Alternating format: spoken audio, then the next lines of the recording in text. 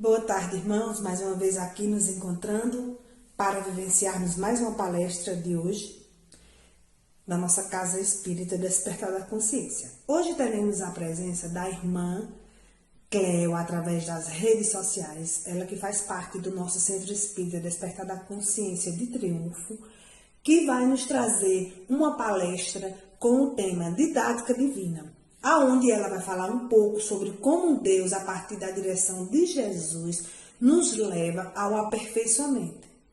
A base da sua palestra é o livro A Caminho da Luz do Espírito Emmanuel, psicografado por Chico Xavier. Antes de começarmos, vamos pedir à espiritualidade que nos acolha através da nossa prece.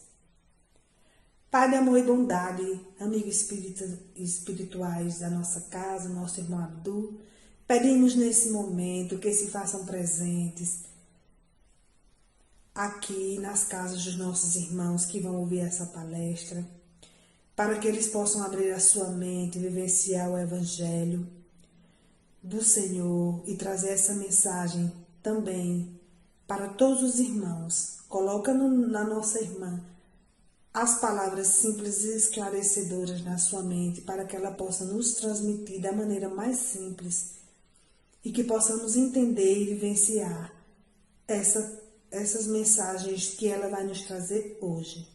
Que o teu amor esteja sempre conosco, Jesus, nos guiando, para que possamos aprender sempre, crescer sempre, evoluir sempre.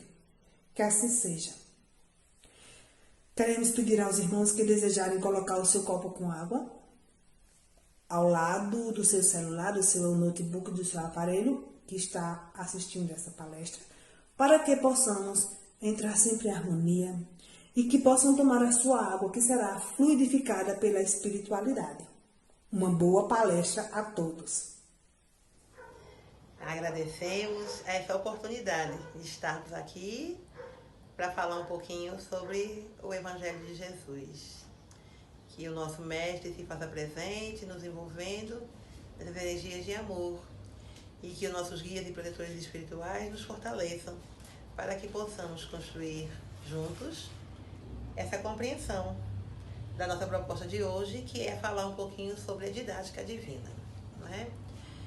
Aqui nas nossas reflexões acerca da doutrina e acerca do que nós temos estudado, eu sempre fico pensando. Existe uma pergunta que eu me faço sempre e que às vezes eu tenho vontade de perguntar para as pessoas e depois eu nem pergunto, né? Aprendi na doutrina espírita que todos nós fomos criados simples e ignorantes na nossa primeira encarnação, não é? Só que quando a gente olha no entorno e a gente vê cada pessoa numa condição, e pessoas assim, aqui enquanto encarnadas, já em condições bem elaboradas em relação à prática do Evangelho, eu fico pensando, né? Gente, como é que funciona? Como é que começa a lei de Deus nas nossas vidas, não é? Todo mundo foi criado do mesmo jeito. Só que hoje cada um está num degrau diferente. Aí eu me lembro que nós já passamos pelo mundo primitivo, que hoje nós estamos num mundo de prova e expiação, nas portas de um plano de regeneração. E essas coisas vão me trazendo essa compreensão de que existe uma didática, existe uma forma, assim como nós fazemos na nossa vida, não é? A gente vai para a escola, começa lá pequenininhos, né, na educação infantil, e vai aprendendo. Primeiro a gente risca, rasga e faz um monte de coisa e não tem paciência sequer de sentar 10 minutinhos para prestar atenção nas heroínas que são as professoras da educação básica, né? Aí, à medida que a gente vai crescendo, enquanto nessa educação, a gente vai aprendendo, já vai tendo mais paciência, vai fazendo melhor e vai se superando a cada ciclo, não é? E aí a gente passa a educação infantil, a fundamental, o ensino médio e por aí a gente vai indo. E cada nível requer mais experiência, mais coragem, mais determinação, não é? E as estatísticas mostram que a quantidade de jovens que não conseguem terminar a fundamental, que não conseguem terminar o ensino médio, que não terminam um curso superior, não é? E aí, fazendo essa referência e trazendo isso para a doutrina espírita, a gente também pensa, quantos de nós repete, não é? Quantas vezes nós repetimos essas encarnações? Porque está nos faltando alguma coisa, não é? Mas será que está nos faltando as aulas? Será que nós não estamos tendo as aulas? Ou será que nós estamos faltando as aulas, não é? E pensando sobre isso, é que eu fui pesquisar um pouquinho, não é? E em tudo que eu pesquisei, eu achei um livro assim, no sentido figurado, né? Que traz, assim, a proposta espírita de nos trazer, de fazer essa viagem nesse processo evolutivo, que é o livro chamado A Caminho da Luz, de Emmanuel, psicografia de Chico Xavier. Não é a minha proposta aqui trazer o livro na íntegra, até porque precisaríamos talvez de um dia inteiro ou mais de um dia para estudá-lo, porque é muito profundo. Mas só como fundamento para que a gente possa compreender um pouco essa didática divina. Então, na introdução desse livro, né, diz assim: aproxima-se o momento em que se efetuará a aferição de todos os valores terrestres para o ressurgimento das energias criadoras de um mundo novo. É natural que recordemos o ascendente místico de todas as civilizações que surgiram e desapareceram, evocando os grandes períodos evolutivos da humanidade, com as suas misérias e com os seus esplendores, para afirmar as realidades espirituais acima de todos os fenômenos transitórios da matéria. Não é?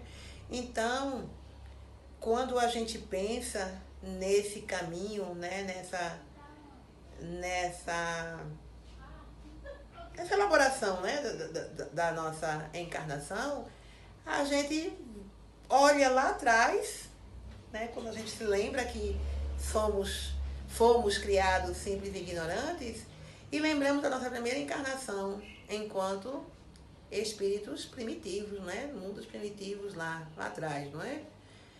Aqui no nosso planeta, a gente sabe pela codificação espírita, né, pela literatura que vem através das psicografias, que nós tivemos, na formação do nosso povo, seres que já estavam aqui no nosso planeta e seres que vieram de outros planetas, não é? Especialmente Capela, né, os capelinos, não é? E a gente sabe que a cada civilização que chega, ela vem trazendo um progresso, não é? E que existe uma lei. Tá lá, nós temos um capítulo no Livro dos Espíritos, o capítulo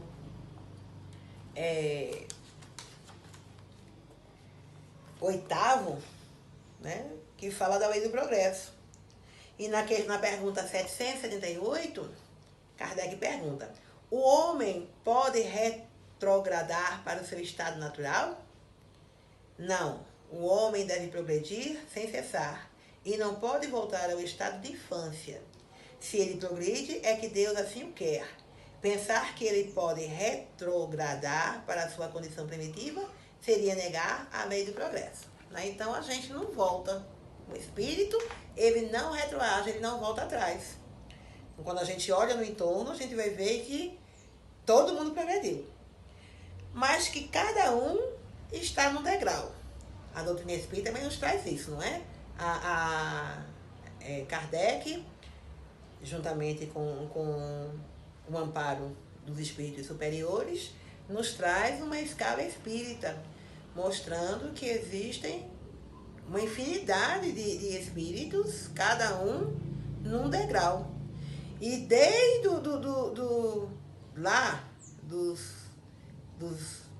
da terceira ordem, que são aqueles espíritos que estão começando a caminhada, até a primeira ordem, que são os espíritos puros, é uma jornada longa, não é? E essa jornada, ela é feita sempre com o amparo da espiritualidade, não é? Não existe em nenhum momento do nosso planeta em que a gente não teve esse amparo. Voltando para essa reflexão, a gente vai lembrar que o nosso governador, nosso mestre Jesus, ele esteve na formação do planeta Terra já como espírito crístico, não é? Nós sabemos que Jesus, ele não chegou a essa condição aqui no planeta, não é?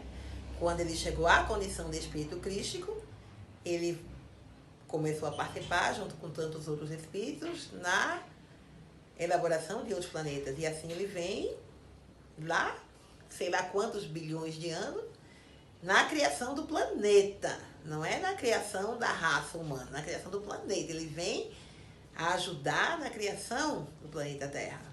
Não é? Então a gente olha para Jesus, sabe que ele é o nosso guia e modelo, mas temos a consciência, ele estava na criação do planeta. Então, não será da noite para o dia que nós seremos, ou que nós estaremos nessa mesma condição. Não é? Precisamos ter isso, claro, em nossas mentes. Ok? Então, nesse livro, A Caminho da Luz, tem um capítulo chamado A Gênese Planetária, em que fala sobre como foi essa ação da construção do nosso planeta, não é? Rezam as tradições do mundo espiritual que na direção de todos os fenômenos do nosso sistema existe uma comunidade de espíritos puros e eleitos pelo Senhor Supremo do Universo, em cujas mãos se conservam as rédeas diretoras da vida de todas as coletividades planetárias, não é? É interessante essa expressão, rezam as tradições do mundo espiritual, não é? Aí a gente vai pesquisar, porque a gente fica sem entender, e aí o próprio Emmanuel nos traz essa explicação, que ele diz assim, essas tradições, esses irmãos eleitos pelo Senhor Supremo, são aqueles irmãos top, né?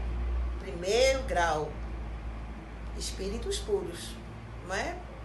Então, a cada ciclo existe espíritos que nos dirigem, não é? Então, esses espíritos crísticos, eles dirigem outros espíritos, que dirigem outros espíritos, que dirigem outros espíritos, e assim por diante, até que cheguem aos nossos guias, os nossos protetores, e aqueles espíritos que já estão numa condição melhor que a nossa, não é? Mas que ainda não são espíritos puros, não é? E esses irmãos que estão nessa condição, são angélicos e perfeitos, né? Da qual Jesus é um dos membros divinos, ao que nos foi dado saber, apenas já se reuniu nas proximidades da Terra para a solução de problemas decisivos da organização e da direção do nosso planeta por 2 vezes nos cursos dos milênios conhecidos. Então, esses espíritos no planeta Terra só se reuniram 2 vezes. Os espíritos crísticos, quando foi que eles se reuniram? A primeira, na formação do nosso planeta. E a segunda, quando se decidia a vinda do Senhor Jesus, do nosso Mestre, à face da Terra, trazendo à família humana a lição imortal do seu Evangelho de amor e redenção. Então, esses espíritos puros, eles não vêm para o nosso planeta para resolver dissensões particulares, né? E nós aqui preocupados com nossos problemas, não é? Enquanto esses irmãos se reúnem para resolver problemas do planeta. E a gente ouve nos meios espíritas, nos meios não espíritas, algumas considerações acerca desses espíritos crísticos, não é? Como se eles estivessem aqui o tempo todo à nossa disposição, não é? A missão deles é uma bem maior. Por isso é que nós nos dirigimos aos irmãos emissários de Jesus. Porque esses é que estão aqui, próximo a nós, não é? Com a missão de nos ampararmos e de nos orientarmos, não é? Então, veja como é que funciona a didática, como é que Deus trabalha. Ele vai ter, vamos usar uma expressão nossa, né? À sua disposição, uma infinidade de irmãos espirituais comprometidos com o progresso do universo. E de acordo com a condição de cada um desses espíritos, eles têm as suas missões. aqueles que dirigem junto a Deus galáxias superiores à nossa, aqueles que dirigem a nossa galáxia, dentro da nossa galáxia, aqueles que dirigem cada planeta, os mais evoluídos, e aquele que dirige o nosso planeta, que é o nosso Mestre Jesus, não é? Então existe toda uma estrutura planejada por Deus para que as coisas deem certo. E por que elas não dão certo? O que será que acontece nessas nossas escolhas que elas não dão certo? Porque se nós ainda estamos aqui, nesse plano de prova e expiação, refletindo sobre se precisamos escolher fazer o bem, é porque alguma coisa não deu certo nas nossas escolhas, não é? E não foi na programação divina. Porque se Deus é perfeito, suas leis são perfeitas, então a imperfeição não vem de Deus. Vem das nossas escolhas, não é? Da nossa dificuldade em aceitar que somos seres imortais, propensos à evolução. E aí nós nos retemos em algumas situações que nos prendem a condições emocionais, digamos assim, que nos impedem de crescer, não é? Nós estamos aqui no planeta com o objetivo de cumprir as leis de Deus. E muitas vezes a gente se prende tanto a algumas leis humanas que esquecemos que elas são temporárias, não é? Então, às vezes, é preciso que a gente pare e reflita sobre essas leis e ver se elas realmente estão fundamentadas na lei de Deus, para que a gente não siga aí caminhos que nos tragam, como o próprio Evangelho nos diz, dores, não é? E ranger de dentes, não é? Rangeres de dentes. Então, nós somos fadados, não é? A evolução. Esse é o grande projeto. Essa é a grande caminhada, não é? Nesses ensinamentos de Deus, nós sabemos de onde nós saímos e nós sabemos aonde nós iremos chegar. O que nós não sabemos? Como será a nossa caminhada? Como é que nós vamos desenvolver a nossa caminhada, não é? E aí nós sabemos que o progresso, ele acontece, é uma lei, dentro das possibilidades evolutivas nossas, não é? Nós precisamos evoluir, não é? E cada vez que a gente faz uma escolha fundamentada nessas leis de Deus, nós evoluímos. Cada vez que nós fazemos uma escolha que vai de encontro a essa lei, nós estacamos. Nós não retroagimos, porque o espírito ele não retroage. O espírito ele não volta. Ele não perde aquilo que já é aquisição. Só que ele também não avança. Então eu posso passar de uma encarnação inteira estacionada, sem fazer nada que seja realmente proveitoso para a minha imortalidade, sem construir experiências que sejam dignas dessa imortalidade, não é? E de que forma acontece esse progresso na raça humana, não é? Ele vai acontecer, está lá na Gênesis, capítulo 11, no item 37, pela renovação da população espiritual do orbe através das emigrações e imigrações coletivas, não é? Então, de tempos em tempos, faz necessário que haja uma mudança na população do planeta, não é? Que espíritos saiam e que espíritos cheguem. E esse trânsito, né? essa renovação, ela é feita através do quê? Dos encarnes e dos desencarnes. E aí vem outra pergunta, né? Outro questionamento que a gente se faz. Se é uma lei, não é? A renovação, o progresso, ainda nos revoltamos com os desencarnes. De vez em quando nós nos pegamos aqui, enquanto espíritas, sem compreender. E aí nós fazemos aquelas relações, era tão novo, ou era tão saudável, ou era tão isso, ou tão aquilo. E nos esquecemos que é uma lei, que de tempos em tempos é preciso que espíritos saiam para que espíritos cheguem, não é? Para que essa renovação seja feita, os irmãos que saem, que desencarnam, se preparam para o que vem por aí, e os que chegam, muitos, especialmente nesse plano em que nós estamos de transição, né, na porta da regeneração, vem trazendo essas experiências que vão ajudar na transformação do planeta. Então essa é a lei, isso faz parte. Foi assim há milhões de anos atrás, quando o planeta foi habitado.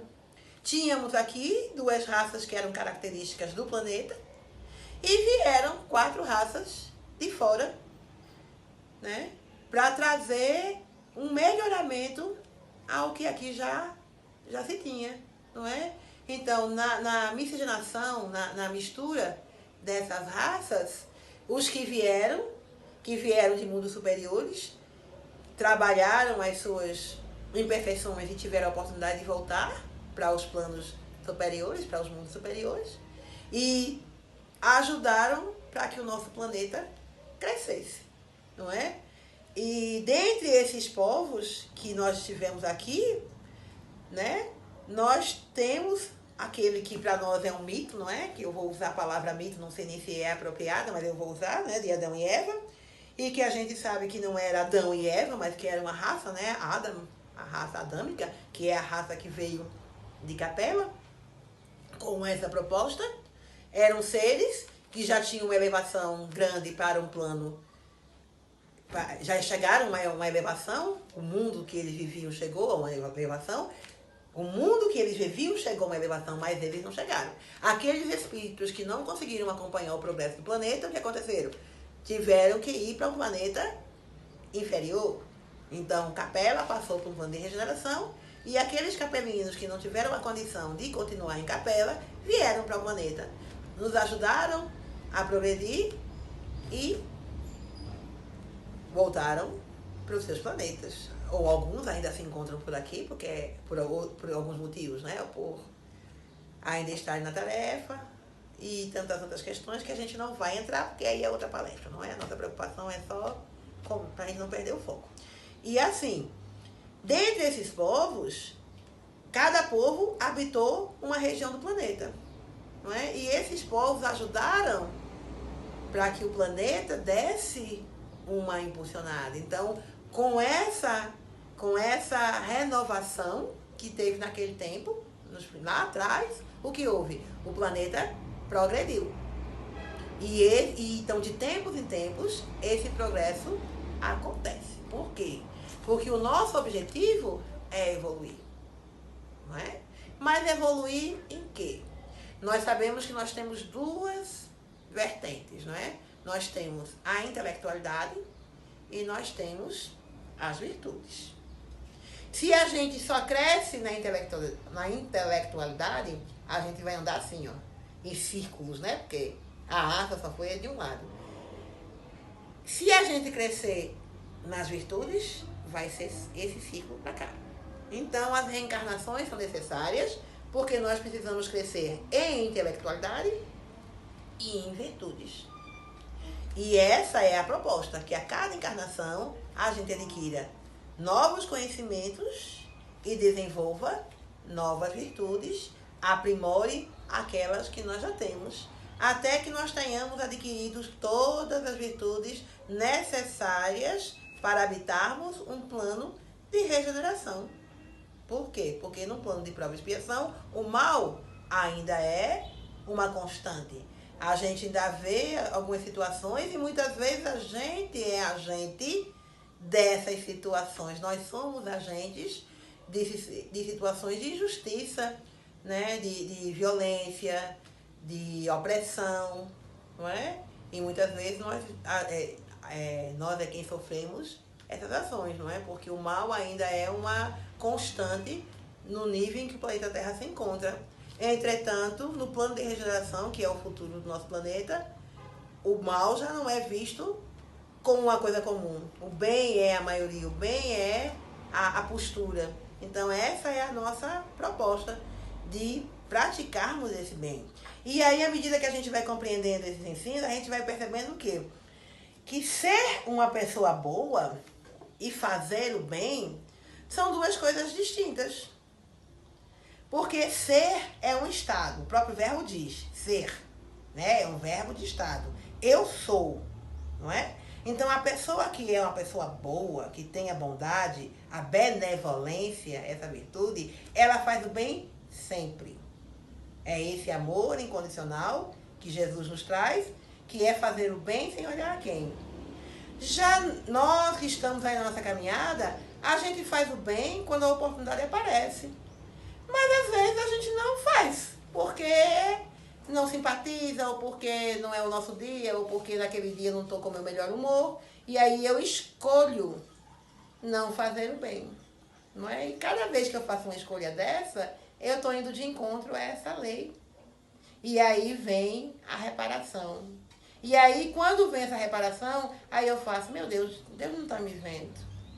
Deus está sendo injusto. O que foi que eu fiz para merecer isso? E me esqueço que essas leis estão aqui. E que naquele momento em que eu usei o meu livre-arbítrio e escolhi não fazer o bem, eu perdi essa oportunidade de reparar uma falta, não é?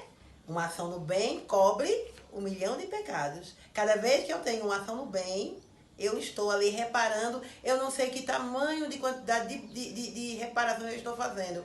Quando a gente tem a oportunidade de ouvir, por exemplo, não é? Que é uma virtude que parece tão fácil, mas enfim, né? A gente sabe que nem todo mundo está disposto a ouvir.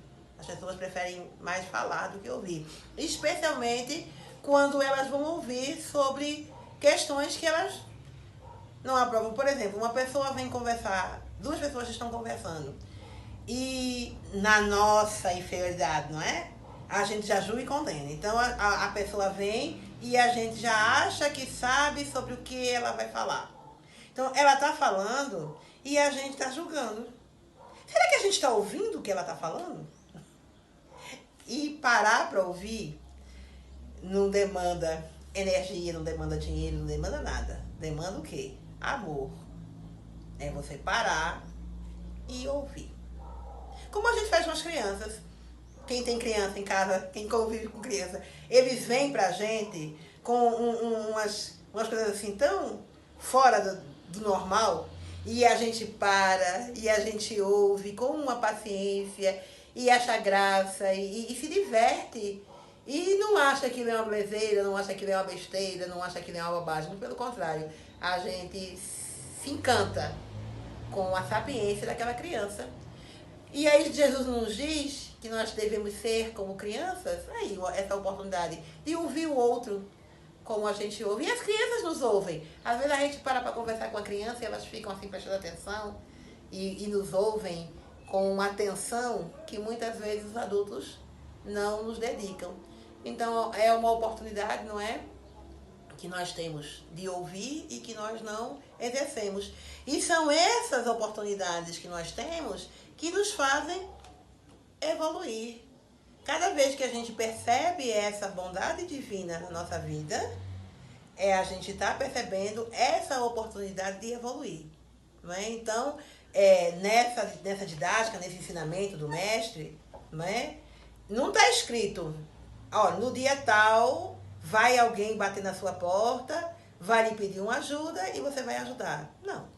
Senão não teria graça, né? Não teria mérito. Isso nós somos pegos assim de surpresa, porque não estamos atentos, não é? Mas Jesus nos diz, orai e vigiai. Precisamos estar atentos a esta encarnação. Nós estamos encarnados, vivendo essa encarnação, mas estamos distraídos. Nós somos pegos de surpresa e quando a gente vê, pá, a oportunidade já passou. E aí a gente, puxa vida, eu poderia ter agido de uma forma diferente se eu estivesse atento, se eu não estivesse distraído, não é? Então, a lei de progresso é a lei de amor. Nós tivemos no nosso progresso, nós temos, né, muitas leis, não é?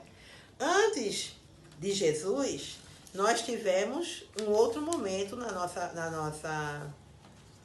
nosso processo, que foi Moisés, não é? A gente teve lá atrás, né, o primeiro momento da lei, que foi o decálogo, os 10 mandamentos, não é? Nesse decálogo, quando a humanidade, nós inclusive, que deveríamos ainda estar lá, não sei, né? Provavelmente, qual era o fundamento? Amar a Deus e aos seus afetos. Né? Então, o decálogo, ele fala lá, amar a Deus, amar ao próximo, não matarás, não roubarás, não cobiçarás. Então, é uma lei que nos ensina nos primórdios a compreender que existe um governante no nosso planeta, no nosso universo, e que a única coisa que esse governante espera de nós é que nós o amemos. E que ao mesmo tempo que ele diz ame a Deus, ele diz ame ao próximo. E aí Jesus, lá no Novo Testamento, nos diz que é a mesma coisa. Não tem como amar a Deus se não amar ao próximo. Não é? O meu amor a Deus é relativo ao meu amor ao próximo. Quem não ama o próximo, não ama a Deus. Não é? E com esse decálogo, mesmo parecendo, naquele tempo de Moisés lá, algumas coisas assim absurdas, foi uma transformação. Por quê? Naquele tempo era mais ou menos assim. Uma pessoa prejudicava a outra. E aí o prejudicado, ele poderia, como reparação, matar a pessoa que prejudicou, a mulher da pessoa que prejudicou, os filhos, os netos, os vizinhos, os empregados, os animais. Ele podia dizimar toda uma geração. E aí vem a lei de Talião. Olho por olho, dente por dente. A vingança, né? Porque nesse tempo não era justiça, não é? A justiça, ela vai ser proporcional ao erro cometido. O que a gente olha hoje e acha um absurdo, mas quantas vezes a gente se permite ser regido por essa lei? A gente esquece que nós já estamos numa outra condição e no nosso anseio de justiça pensamos, queria ver fulano morto. Isso será justiça? Ou isso é vingança? Ou a gente diz assim, quem tem com quem me pague, não me deve nada. Só que a gente não diz assim, né? A gente coloca aquela energia. Quem tem com quem me pague, não me deve nada, não é? Isso é justiça ou isso é vingança? E aí nós condenamos aquelas leis do Antigo Testamento, mas ainda estamos vivendo essas leis, não é? Passado esse tempo, a gente tem o advento do Cristo. Outro ensinamento da bondade divina. O governador do planeta vindo pessoalmente ao orbe terrestre trazer essa lei. E aí a gente fica aqui nas nossas reflexões, né? Já entendemos que só houve 2 momentos em que esses espíritos se reuniram. Na formação do planeta e na vinda de Jesus. E ficamos refletindo, Jesus, espírito crístico, que eu ainda não consigo compreender na sua complexidade o que vem a ser um espírito crístico. Mas, não é? Enfim, é um espírito crístico. Como é que ele vem para o planeta Terra conviver com aquele povo ainda na sua infância espiritual, não é? Que não tinha condições de compreender tantas coisas. E Jesus vem na sua perfeição e com um detalhe importantíssimo. Jesus nunca perdeu a paciência. Aí a gente diz, mas teve um momento em que ele entrou no templo e quebrou tudo, não é? Há controvérsias. Quando Jesus advertia, e ele advertiu muitas vezes, ele tinha, primeiro, ele tem a autoridade moral de fazer isso. Segundo, ele tinha um jeito de falar com a pessoa que ele ia advertir, como ele faz com a mulher adúltera. Onde estão os teus acusadores? E aí ele diz, vais e não peques mais. Então Jesus, ele sempre teve uma forma amorosa. Porque muitas vezes na nossa infantilidade espiritual, nós achamos que ter uma forma amorosa de falar é assim, falando que nem bebê, sei do que, não é? E isso não é amoroso, né? Ter uma forma amorosa de falar é falar com jeito, é saber escolher as palavras, é não ter na fala a intenção de magoar o outro. Porque se eu estou na função de orientador, eu preciso orientar. Mas a minha forma de falar faz toda a diferença. E Jesus sempre teve essa forma amorosa. Ele sempre soube escolher as palavras e falar de forma em que o objetivo fosse a reparação. Nunca de fazer o outro se sentir culpado, diminuído ou inferiorizado. Não é? Então, mas ainda assim a gente não entendeu, né? Quando Jesus vem lá. E aí qual é a lei? Enquanto Moisés vem e traz o decálogo dizendo que o amor a Deus e aos afetos, o amor a quem a gente gosta, Jesus vem e traz o quê? O amor a Deus estendido aos desafetos. Amai os vossos inimigos. Eita, lição difícil. Grande desafio da humanidade, não é? Então Jesus vem e diz, eu, porém, vos digo, amai os vossos inimigos e orai pelos que vos perseguem. Desse modo vos tornareis filhos do vosso Pai que está nos céus. Não é? Então, a justiça que Jesus traz, um outro ensinamento, e assim que funciona, quando nós éramos imaturos, nós fomos convidados a amar aqueles que estão próximos de nós. Quando nós amadurecemos mais, nós amamos aqueles que estão próximos de nós, mas desenvolvemos também o amor pelos aqueles que não nos querem bem. Amar os vossos inimigos. Fazer ao outro aquilo que gostaria que vos fosse feito. Ensinamento maravilhoso para o nosso progresso. Não é? E aí, com esse ensinamento, há um desdobramento, não é? A gente não tem só os nossos afetos. Existe uma infinidade de espíritos da nossa convivência que nós também precisamos aprender a amar. Nesse ensinamento, Jesus traz o quê? A fraternidade universal.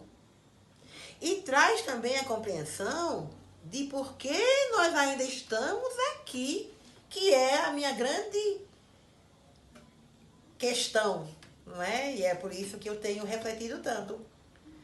Porque nós temos a dificuldade de amar os nossos inimigos. Nós temos uma dificuldade imensa em aceitar o outro como o outro é. Nós nos achamos, em alguns momentos, modelos de perfeição e queremos adequar todos aqueles que convivem conosco dentro do nosso modelo de perfeição. E aí o Evangelho nos diz, nós temos um governador, que é um espírito crístico, né, que está lá, primeiro grau, ou mais além da escala espiritual, em que nós ainda nos encontramos na terceira, né, nós estamos espíritos imperfeitos, e queremos ser modelos de perfeição. Enquanto nós não aprendermos a amar os nossos inimigos, e aí nós vamos falar inimigos, inimiga é toda aquela pessoa que eu não me dou bem. Toda aquela pessoa que eu tenho dificuldade de aceitar como ela é, não é? O inimigo é porque... Não, a gente tem uma compreensão de inimigo, é aquela pessoa que me quer fora. Não necessariamente. Muitos dos nossos inimigos estão na nossa família. Nosso irmão, nosso pai, nossa mãe, nosso filho. Quantas relações familiares são tão desequilibradas? Porque dentro dos nossos laços familiares estão esses inimigos que a gente não consegue amar. Né? Quantas famílias são desfeitas porque os filhos não conseguem amar seus pais, os pais não conseguem amar seus filhos. E Jesus diz, amai os vossos inimigos para que desse modo se tornem filhos do vosso Pai. Se eu não amo o meu próximo, eu não amo a Deus. A relação é a mesma. Quem é o meu próximo? Não é? E é aqueles que estão mais próximos de mim. Minha família, as pessoas da minha convivência.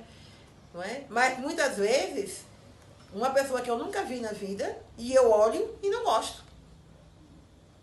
E aí, dentro da nossa compreensão da reencarnação, há a oportunidade da reparação.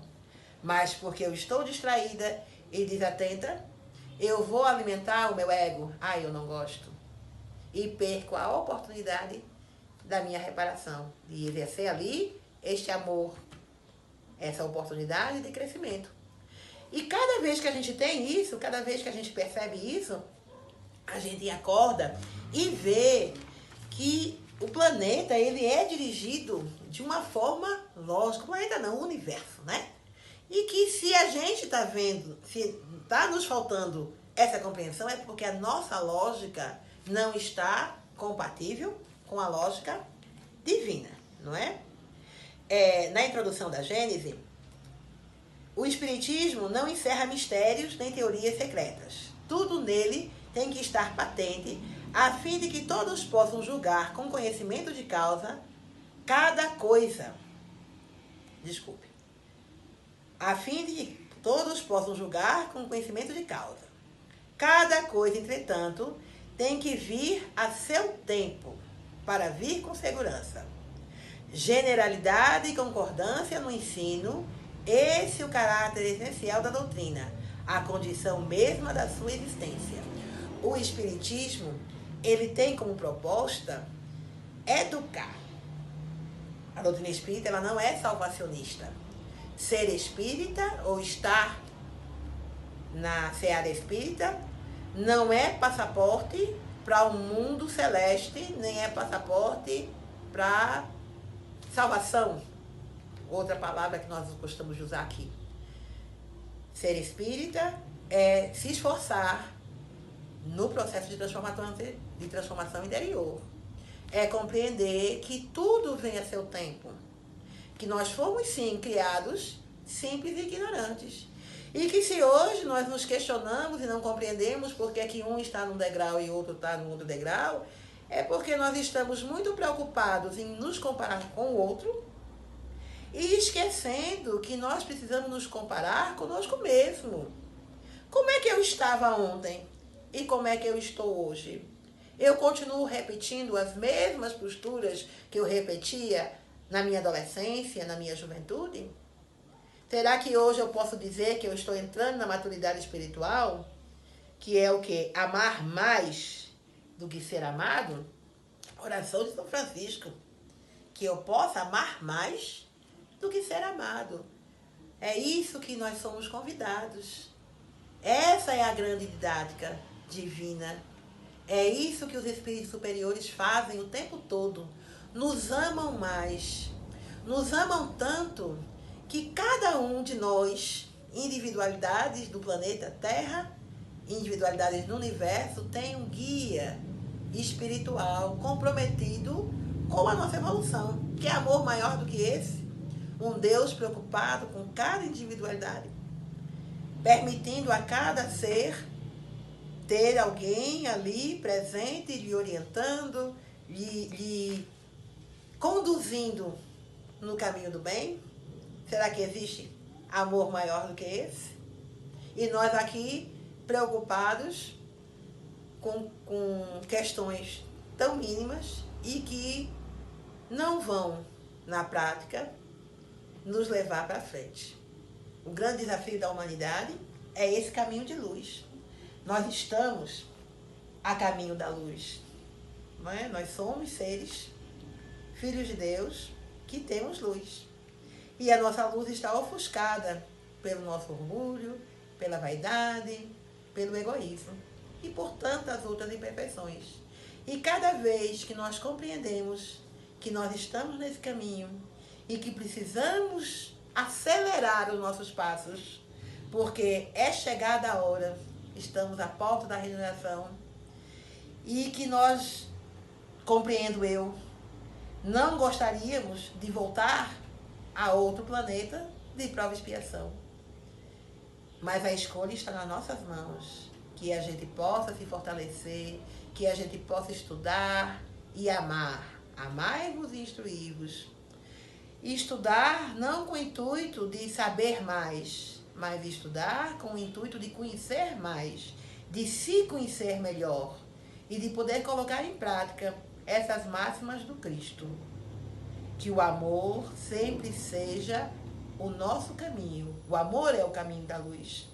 E esse caminho que nós precisamos percorrer sempre. Que possamos estar mais atentos, que não percamos tanto tempo com as distrações desse plano material. Lembremos-nos, somos espíritos imortais, construindo experiências dignas da imortalidade. Que os irmãos continuem nos seguindo aí nas redes sociais e sintam-se abraçados, cada um virtualmente, por nós que fazemos o despertar da consciência. Muita paz. Muito bem, irmãos. Que mensagem maravilhosa nos trouxe a nossa irmã. Como Deus, a partir de Jesus, nos leva ao aperfeiçoamento. Que nós possamos sempre manter isso na nossa mente e na nossa vida, para que possamos usar sempre e crescermos. Muito obrigada, nossa irmã Cléo, por tão belas palavras. Queremos agora agradecer ao Mestre e à espiritualidade através da prece final. Mestre Jesus, de tão grande amor, que nos conduz à nossa vida, que nos guia, que nos transforma, que nos é o exemplo maior. Queremos agradecer neste momento por todo o teu amor e por todas as palavras que a nossa irmã usou para que possamos aprender e aplicar na nossa vida. Que possamos sempre crescer cada vez mais, entendendo que tu és o único caminho, Senhor, que através de ti, Pai, que nós vamos crescer cada vez mais e evoluir. Que o teu amor, que a tua paz esteja sempre conosco hoje e sempre. Que possamos abastecer nossas energias na nossa casa, na nossa família, na nossa vida, com todo o teu amor, para crescermos sempre cada vez mais. Agradecidos estamos por mais uma palestra. Que assim seja.